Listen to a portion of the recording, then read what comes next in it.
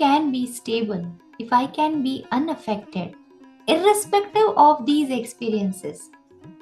So Bhagavad Gita says, Sukha dukkhe same krutva labha labho jaya jayo. So even when there is sukha, even when there is dukkha, even when there is victory, when there is loss, if I can stay stable, if I can stay unaffected, then I am the strongest person. And I am also the happiest person. Now, I feel that all these kinds of insights and knowledge, if they are imparted at a very young age, then life becomes more meaningful, purposeful, and it also becomes more happy. So, I am not a lost soul, but I am a very grounded soul then. I know what I am. I know what I have to achieve. So, to bring clarity on these aspects, we have designed this course. Now, what I will do is I will take you through the 10 weeks of this course. So, you will have an exact idea what we are going to discuss with the students. So, our first class deals with the problem of identity crisis. So, most of the time, young generation will have this problem of they don't know who I am exactly. I should identify myself with the country where I am living, or I should identify with the country from where my parents belong. So, my geographical identity, my cultural identity, my social identity, and then there is something which we say as spiritual identity. So, we are living life on these different layers, on different levels, and how to build a bridge between them, how to achieve balance, and how to navigate life through that is a very important thing. And therefore, in this first class, we discuss about these questions. So, what is my physical existence? How is my emotional existence? What does it mean when I say intellectual existence? And apart from all this, am I a spiritual being? And if so, what is that? What is my spiritual identity? Now, spiritual identity, according to Vedanta, according to Bhagavad Gita, according to the Upanishads, is not limited to Indian culture, is not limited to Sanatan Dharma. It is, in fact, cosmic. It is global. So, once I get identified myself as a spiritual being, then I start working on my inner restlessness and I don't get affected by the changes those are happening around me.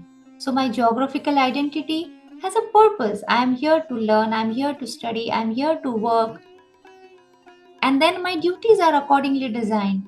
Then I have my social identity that designs my social responsibility. What should I do and how should I do? And all these levels are so important.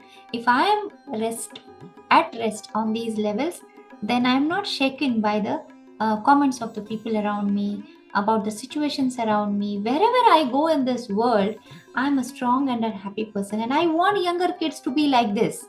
I don't want them to be confused to understand what is it. There are so many rituals going on in my family, and they say that I'm a Hindu. When I go outside, there is a different world outside.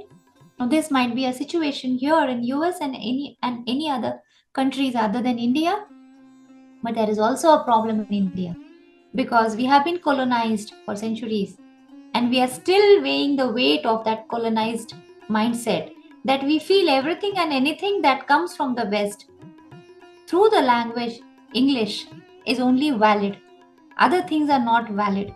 This colonized mindset has disturbed past 3-4 generations of ours, and especially I would say past 2 generations.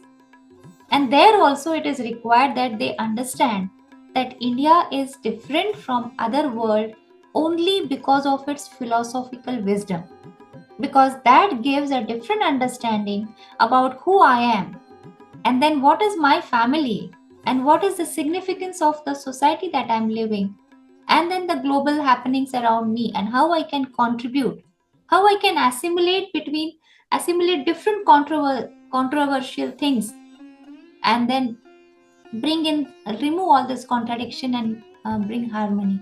And then it would be that all individuals will be impactful, will be inspirational, and that would lead to an inspirational society, impactful society.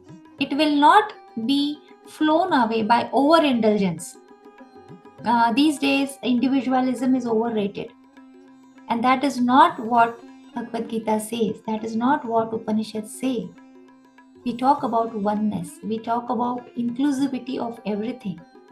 So we will see how kids will learn that there is a difference between unity and oneness. So subtle concepts are there which need to be dissected, which needs to be understood, and then the students learn this method of analytical probing. And not just this. Now this has to be combined with practical experience. So we also give them practical techniques and the yoga concepts and different ways.